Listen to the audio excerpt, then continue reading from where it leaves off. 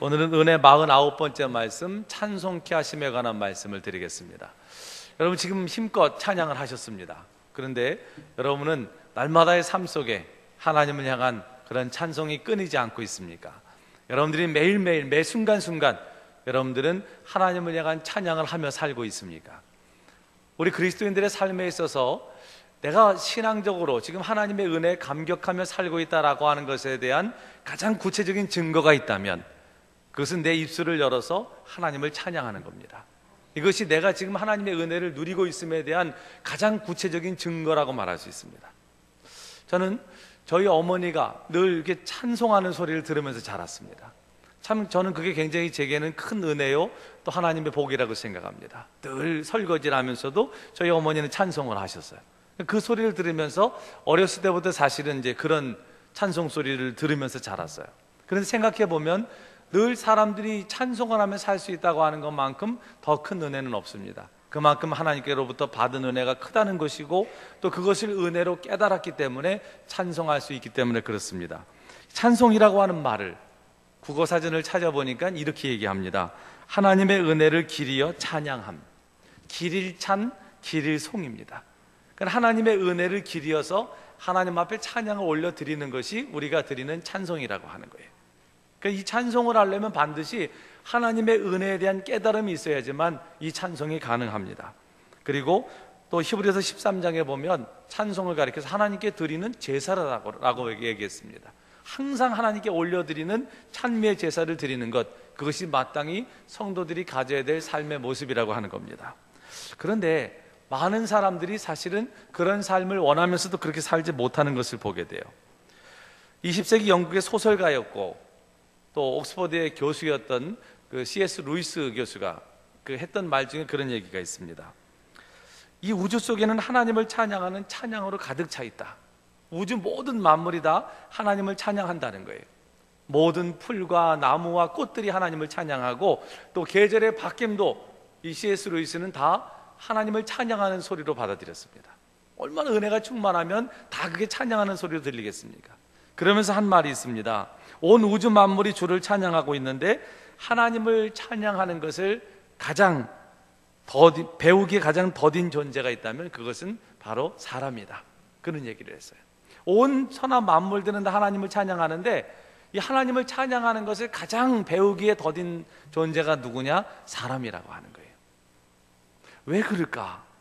왜 만물들은 다 찬양을 하는데 만물의 영장이라고 말하는 우리가 찬양하는 걸 이렇게 힘들어할까? 왜 찬양을 배우는 것이 이렇게 더딜까? 그 이유 중에 하나는 우리가 하나님의 은혜를 기억하지 않기 때문이고 많은 은혜를 받았음에도 불구하고 그것을 은혜로 깨닫지 못하기 때문입니다. 마이클 그리피스라고 하는 사람은 기억상실증에 걸린 교회라고 하는 책 서문에서 그런 얘기를 했어요. 오늘날 교인들은 집단 기억상실증에 걸린 사람들처럼 보인다. 오늘날 교인들은 집단 기억상실증에 걸린 사람들처럼 보인다는 거예요. 왜냐하면 하나님께로부터 받은 은혜가 엄청 큰데 그걸 어느 순간에 싹 잊어버린다는 거죠. 이런 망각도 때로는 은사가 될 수도 있어요. 빨리 잊어버리는 거. 왜냐하면 잊어야지 사니까. 아픈 기억이나 또 뭐 이런 것들도 잊어야지 사니까 시간이 약이지만 시간이 약이 아닌 것도 많아요. 계속 생각나는 것들도 있습니다. 그러면 힘들어서 못 삽니다. 그러니까 잊어버림도 은혜입니다. 그러나 하나님의 은혜까지도 완전히 깡그리 잊어버리면 이거는 참 심각한 문제가 돼요. 그런데 오늘날 교회의 모습이, 성도들의 모습이 하나님의 은혜를 다 잊어버린 집단 기억상실증에 걸린 사람처럼 보인다고 얘기한 그 진단은, 그 지적은 우리가 부인할 수 없는 그런 우리의 현주소라고 말할 수 있습니다. 그렇기 때문에 우리는 날마다 우리가 하나님께 받은 은혜를 기억해야 되고 또 은혜를 기억하는 가장 좋은 방법은 늘 찬양으로 하나님 앞에 그 은혜를 고백하는 겁니다. 우리가 여기 찬양단이 찬양할 때도 뭐 이승영 목사님 얼굴이 빨개져가지고 내 생명 주님께 드리리 그랬는데 드리세요. 목사님은 그냥 가만히 앉아가지고 야 참 저렇게 드릴 수도 있나? 진짜 생명을 드리겠다고 결단을 하는 건가? 뭐 이걸 구경하는 사람들도 우리 중에도 있을 수 있다는 거예요.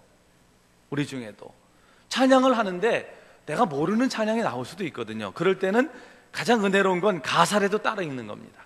가사라도 참 그런 교회가 되는 교회예요. 이게 보면 찬양을 여기 모르는 찬양할 때도 있잖아요. 아니 오늘은 저렇게 전혀 모르는 찬양을 해? 저거 누가 저 찬양을 선곡한 거야? 저거 앉아가지고 찬양할 생각은 안 합니다. 이거 보는 거예요. 야, 저거 누가 했어 저거. 이 생각만 가지면 그분은 이 똑같은 찬양의 열광 속에 똑같은 하나님의 은혜를 고백하는 이 감격스러운 자리에 앉아 있으면서도 전혀 감격이 없는 거예요. 똑같은 예배를 드렸습니다. 같은 장소예요. 그런데 그 예배 때마다 각각의 여러분들이 누리는 은혜의 분량, 하나님의 어떤 은혜를 받는 분량은 다 다르다는 겁니다. 왜 다를까요? 그만큼 얼마만큼 하나님 앞에 마음을 넓게 열었느냐의 차이예요. 찬양도 마찬가지입니다. 우리가 하나님의 은혜를 기린다고 하는 이 찬송을 할 때는요, 목이 터져라 하셔야 됩니다. 목이 터져라. 왜냐하면 내가 받은 은혜가 큰데, 여러분. 내가 받은 은혜가 큰데 내가 하나님 앞에 그 은혜를 받았다고 하는 것을 고백하는 건데 이거를 이렇게 조금 위로 이렇게 할 이유가 없어요. 근데 그런 분들이 또 노래방에 가면은 열창을 합니다. 마이크를 잡고 놓을 생각을 안 하고 마이크를 들이마실 정도로 막 입을 쫙쫙 벌리면서. 근데 왜 교회 와서는 마이크를 하나씩 안 들여서 그런가요? 왜 안 되냔 말이죠. 노래방 가서 목청 터져라 마이크를 집어 삼킬 듯한 그런 노래는 열심히 하면서 하나님을 찬양하는 소리가 적다면 여러분, 우리가 그리스도인으로서 그 삶을 한번 돌아봐야 되는 거예요. 노래방 가면 뭐 몇 번 딱 하면 벌써 노래만 하면 그거 몇 번 찾은데 딱 뭐 그것도 무슨 노래방 기계도 다 다른데 그거 다 하는 거죠. 무슨 질러 모드 있고 뭐 또 모드 있어요. 뭐 다 다른 거, 다 다른데 이걸 다 꿰고 있는 거지, 다 외우고 있는 거예요.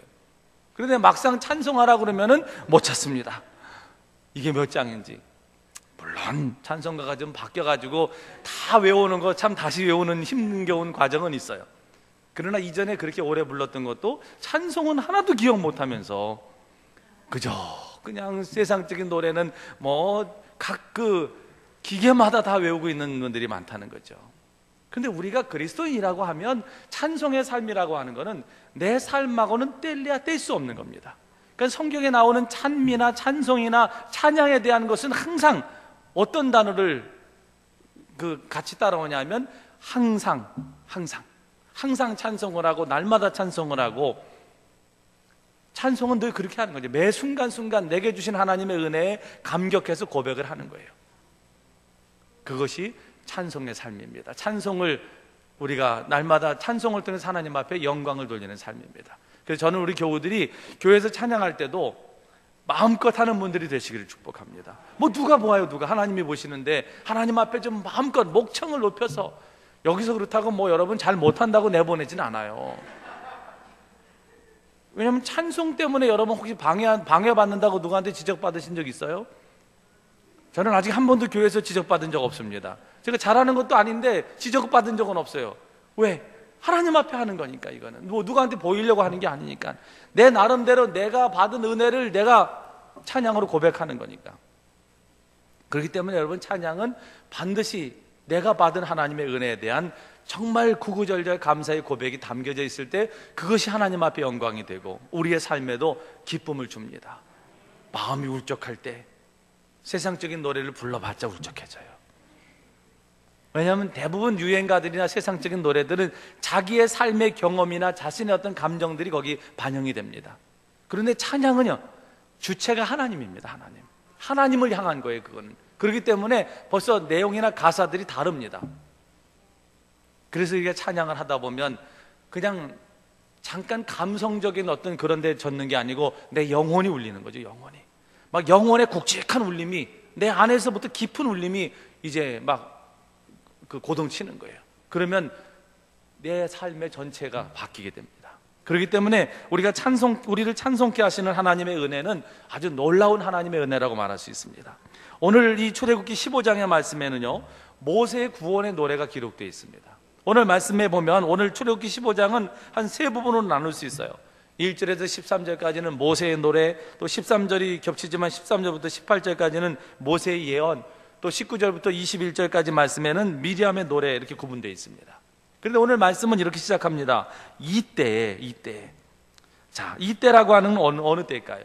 우리 출애굽기 15장 말씀에 그 전 출애굽기 14장의 말씀은 어떤 사건이 기록되어 있냐면 이스라엘 백성들이 홍해를 건너는 그런 놀라운 기적의 역사가 기록이 되어 있습니다.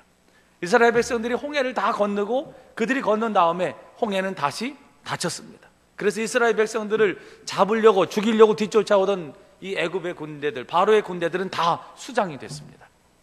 그리고 난 다음에 그때입니다. 이때입니다. 이게 다 이런 하나님의 구원의 역사로 그들은 안전하게 건넜고 그 다음에 그들을 쫓는 모든 사람들은 다 멸망당한 그때 하나님 앞에 지금 그들은 노래하고 있는 거예요. 오늘 본문의 사건을 나중에 해석한 시편 기자는 시편 106편에서 저희를 미워하는 자의 손에서 구원하시며 그 원수의 손에서 구속하셨고 저희 대적은 물이 덮음에 하나도 남지 아니하였도다. 이에 저희가 그 말씀을 믿고 그 찬송을 불렀도다 이렇게 말씀합니다. 하나님의 약속이 성취됐을 때, 또 하나님의 은혜를 그들이 충만히 누렸을 때, 하나님의 기적을 맛봤을 때 그들이 하나님 앞에 할 일은 다른 게 없었어요. 하나님 앞에 찬송하는 일이었습니다. 근데 이상하게 우리 한국교회 성도들은요, 물론 이게 뭐 잘못 오리엔테이션 된 게 있어요. 하나님 앞에 우리가 감사할 일이 생기고 이렇게 기적을 경험하고 감격스러운 어떤 역사를 봤으면 뭐 먼저 해야 돼요? 뭐 먼저 해야 돼요? 찬양 먼저 해야 되잖아. 근데 오리엔테이션이 뭐라고 됐는지 아세요? 감사헌금 먼저 해야 된다. 물론 여러분 틀리지는 않아요. 당연히 감사를 표현해야죠, 감사헌금으로. 근데 이게 좀 잘못된 오리엔테이션입니다. 우리가 먼저 하나님 앞에 이런 은혜를 받았으면, 기적을 경험했으면, 하나님의 역사를 봤으면 감사헌금 먼저 하는 게 아니고 뭘 먼저 해야 돼요? 하나님 앞에 찬양을 먼저 해야 되는 거예요. 이게 우선입니다. 근데 언제부턴가 헌금 먼저 가리셨다는 거, 헌금 먼저. 찬양이 먼저예요. 찬양이 먼저. 찬양이 하나님 앞에 드려지고 하나님 내 삶에 이런 은혜를 베푸신 것에 대해서 감사하다고 하는 그런 정말 하나님 앞에 영광을 돌리는 찬양을 드리고, 그런 감사를 드리고 난 다음에 그 감동을 가지고 이제는 예물을 준비해서 드리는 거죠. 하나님 앞에 나가면서. 근데 이게 안 되다 보니까 어떻게 되는지 아세요? 찬양은 없고 감격, 은혜는 받았는데 찬양을 통한 감격과 영혼의 울림이 없이 감사한 건 먼저 해야 된다. 그리고 헌금만 담다 보니까 이게 마음이 안 담기는 거예요. 마음이 안 담기는 겁니다. 그냥 의무적으로 이럴 땐 감사해야 되는 거야. 내용도 없어요. 내용도 없어. 이거는 여러분 너무 하나님께서 안 좋아하시는 거예요. 꼭 여러분 이걸 빨리 이 오리엔테이션에서 여러분들이 좀 벗어나실 필요가 있어요. 하나님께 먼저 할 일은요, 은혜 감사해서 찬송하는 일입니다. 그리고 난 다음에 그 감격을 가지고 이제 뭐 예물을 드리든 뭐라든 그 다음부터는 그 감격 속에서 또 그런 행동이 나와야지 그게 정상인 거예요. 근데 찬송은 안 하고 이거부터만 담고 있으니까 이게 마음이 실리진 않는 겁니다. 그냥 하나님 앞에 이거 주셨으니까 살해하겠습니다, 이거나 똑같은 거예요. 하나님이 그거는 기뻐하시겠어요? 기분 나빠하시지. 줬으니까 아이고 하나님 저도 드리겠습니다, 이거밖에 안 되잖아요. 찬양은 근데 그런 게 아닙니다. 그냥 찬양은 그 자체를 가지고 하나님 앞에 감사하는 거예요. 그 주신 은혜 때문에, 그냥 다른 거 다 떠나서 그 은혜 때문에 감사하는 겁니다. 근데 우리가 감사헌금 먼저 하게 되면 어떤 생각이 또 드는 줄 아세요? 하나님 또 다음에 이런 마음이 든다니까요. 이게 문제입니다. 이게 신앙의 문제가 되는 거예요. 우리가 하나님 앞에 하나님이 주셨으면, 은혜를 받았으면 헌금을 드리면서 꼭 우리 마음에 그런 마음을 또 갖습니다. 하나님 보셨죠? 이 다음에 또. 이건 계속 하나님을 이거는 기만하는 것밖에 안 되는 거죠. 근데 찬양은 하나님 주신 은혜, 전혀 받을 자격도 없는 내게 이런 구원의 은혜를 주셨습니다, 감사드립니다. 이건 다음에 뭐 또 달라, 뭐 다음에 또 기약하는 그런 선약이 아니에요. 그냥 지금 받은 은혜에 대해서 감격하고 감사하는 겁니다. 그 감사가, 그 찬양이 있고 난 다음에 드리는 하나님 앞에 감사의 예물은 진심이 됩니다. 진심으로 그 은혜에 대해서 반응하는 것이 되는 거예요. 거래가 아니고. 여러분 꼭 기억하세요. 오늘 우리가 착각하는 거는 자꾸 하나님하고 거래하려고 한다는 겁니다. 어딜 감히 하나님하고 우리가 거래를 해요? 그건 있을 수도 없는 일입니다. 기브앤테이크가 하나님 앞에는 안 통합니다, 여러분. 그냥 우리는 늘 받은 바 은혜에 대해서 찬송으로 감사하고, 그러면 하나님께서 기뻐하세요. 그리고 난 다음에 이제 또 내가 찬송으로 감사했고 너무 이 감격스러운, 그때 이제 마음을 담아서 드리면 그게 진짜 예물이 되는 거죠. 하나님께서 기뻐하시고 흠양하시는. 그 때문에 여러분 항상 기억을 하셔야 됩니다. 모든 하나님의 은혜가 내 삶에 성취됐을 때 가장 먼저 해야 되는 것은 감사하는 일이다. 누구에게? 하나님께. 찬송은 늘 하나님께 드리는 거예요. 하나님께. 찬송을 받으시는 주체는 하나님이십니다. 그렇기 때문에 여러분들이 마음껏 하셔도 된다는 거예요. 사람이 하면 찬송은 평가도 하기도 하고 그렇지만 하나님은 전혀 평가 안 하십니다. 찬송의 대상은 하나님이시기 때문에 그냥 하나님만 보고 하면 돼요. 주변에 누가 날 보든 안 보든 상관없습니다, 여러분. 왜 찬송을 하면서도 주변에 사람들을 의식할 이유가 하나도 없어요. 하나님이 받으시면 되는 거예요. 찬양의 주체는 하나님이십니다. 찬송의 주제도 하나님이십니다. 오늘 15장 2절 말씀에 보면 내가 그를 찬송할 것이 이렇게 말씀합니다. 찬송의 목적은 문자 그대로 하나님을 찬송하는 거예요.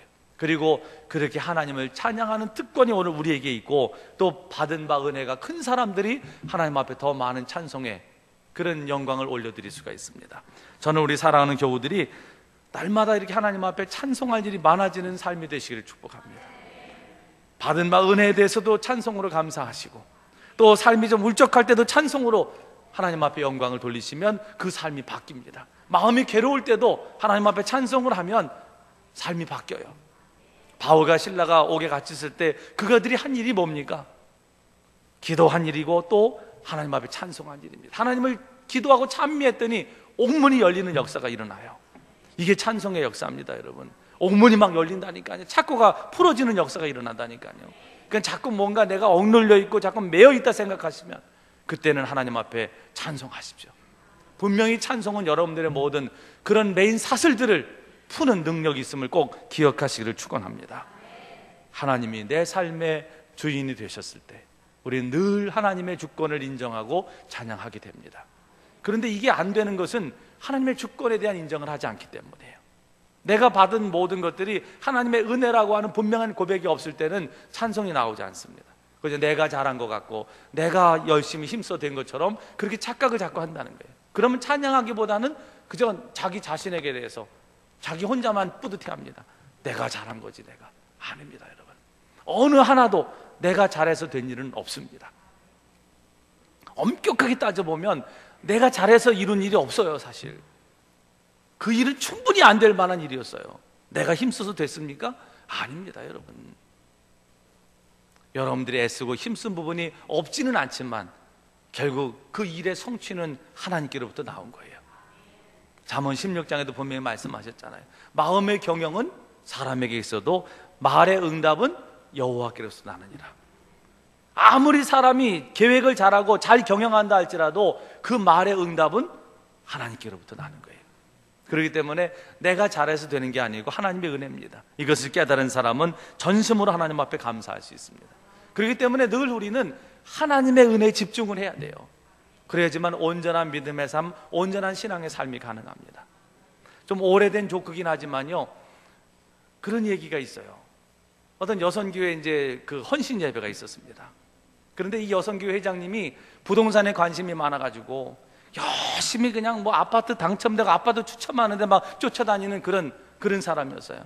그날도 저녁에 헌신 예배를 드리는데 하루 종일 아파트 당첨 때문에 아파트 쫓아다니다가 허겁지겁 이제 예배 시간이 돼가지고 준비해가지고 와서 이제 사회를 하게 된 겁니다. 딱 섰을 때까지는 좋은데 하루 종일 아파트만 하다가 이거 하다 와 보니까 정신이 거기 팔려 있었어요. 우리 다 같이 찬송가 백오동 부르시겠습니다. 우리 다 같이 찬송가 백오동 부르시겠습니다. 하루 종일 몇 동 이것만 하다 보니까 찬송가 백오동이 되는 거예요. 우리 다 같이 마태복음 25평 이러면 여러분 이게 얼마나 불행입니까? 이게 관심이 온통 거기 있다 보니까 와서 교회 와서 예배 드리면서도 여전히 아파트 몇 동 몇 평 여기만 그냥 하나님 앞에 집중하지 않으면 우리의 삶이 이렇게 우스운 삶이 될 수 있다는 거예요. 그렇기 때문에 날마다 하나님 앞에 영광 돌리는 삶을 살려면 하나님의 주권을 인정하고 하나님 앞에 모든 것을 맡긴 삶을 살아야 되는데, 오늘 말씀에 보면 모세가 하나님 앞에 하나님을 찬송했을 때 구체적으로 세 가지의 초점을 맞춰서 한 것을 보게 돼요. 우선은 무엇을 찬양했냐? 하나님의 능력을 찬양했습니다. 하나님의 능력을. 오늘 15장 11절 마지막 부분에 뭐라고 말씀했습니까? 11절 말씀의 끝부분에 보면 기이한 일을 행하는 자가 누구니까 이렇게 고백합니다. 창조의 능력, 이스라엘 백성들을 적의 손에서 구출하는 그 장면에 나타난 하나님의 놀랍고도 또 아주 신기한 그런 능력, 이것에 대해서 지금 모세는 하나님 앞에 감사하고 있습니다. 오늘 우리의 삶에도 이런 놀라운 하나님의 능력들이 나타납니다. 또 10절에 보면 뭐라고 말씀했습니까? 주께서 바람을 일으키심에 바다가 그들을 덮으니 그들이 거센 물에 납같이 잠겼나이다. 이런 일들을 하나님이 행하신다는 거예요. 그래서 이 은혜를 지금 기억하며 하나님의 능력을 하나님 앞에 감사하며 찬송하고 있습니다. 특별히 하나님의 능력을 상징하는 성경의 여러 가지 표현 중에서 많이 나오는 표현이 뭐냐면 주의 오른손이라고 하는 표현입니다. 여호와의 오른손. 출애굽기 15장 6절 말씀에도 보면 오늘 여호와여 주의 오른손이 권능으로 영광을 나타내시니이다. 여호와의 주의 오른손이 원수를 부수니이다. 이 성경에 보면 여호와의 오른손, 주의 오른손, 하나님의 오른손이 나옵니다. 이 오른손은 주로 어떤 의미냐 하면 하나님의 권능의 상징이라는 거예요. 왼손잡이들이 좀 불만이죠? 나는 왼손이 더 센데. 이 오른손이라고 하는 건 전통적으로 권능의 상징이에요. 그러니까 하나님의 오른손, 여호와의 오른손 그러면 이거는 하나님의 권능을 상징하는 겁니다. 그 하나님의 오른손으로 우리를 도우신다고 하는 겁니다. 그래서 이 하나님의 능력에 대해서 우리 늘 찬양해야 됩니다. 지금도 하나님의 능력이 여러분과 함께 하고 있음을 기억하시기 바랍니다. 항상 하나님께서 하나님의 오른손으로 여러분들의 삶을 붙잡고 계십니다. 느껴지십니까? 붙잡힌 것이 지금 하나님께서 능력의 오른손을 잡고 계세요.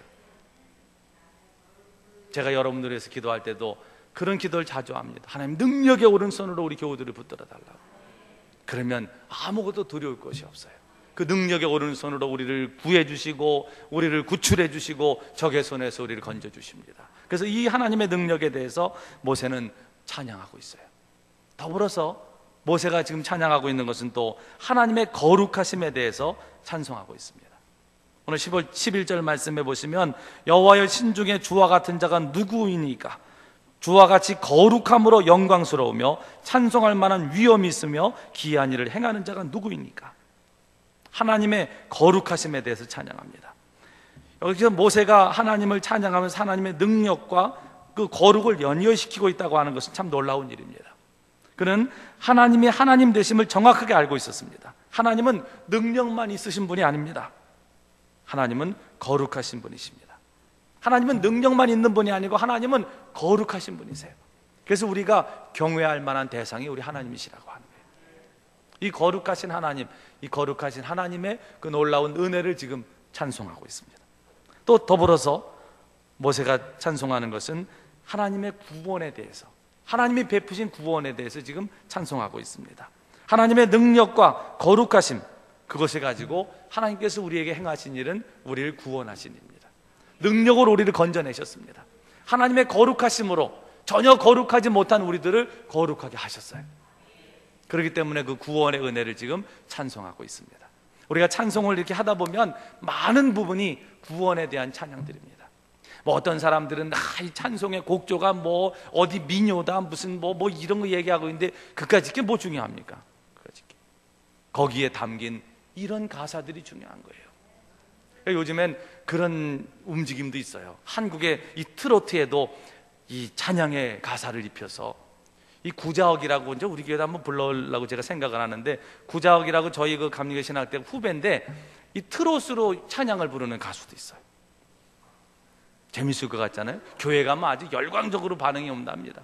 교인들이 익숙한 거지 이제 트로트 그 곡조가 이제 거기에 찬양의 가사를 붙여가지고 하니까 막 사람들이 뭐 감동의 도가니래요.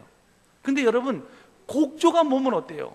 내용이 중요한 거예요. 내용이 하나님의 이 권능, 또 하나님의 거룩하심으로 나를 구원하신 이 은혜, 이것을 우리가 날마다 감사해야 됩니다.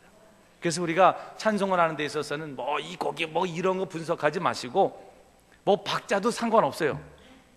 박자도 뭐 어느 정도는 맞춰야 되겠지만, 음악하는 분들이 있어가지고 좀 제가 부담스럽긴 한데, 저는 어쨌든 찬송은 너무 느리지 않게 아주 힘있게 그렇게 불러야 된다고 생각합니다. 제가 늘 올간 연주자에게 빨리 치라고 얘기해. 빨리 쳐라. 느려 터진 건 안 된다. 좀 빨리 쳐라.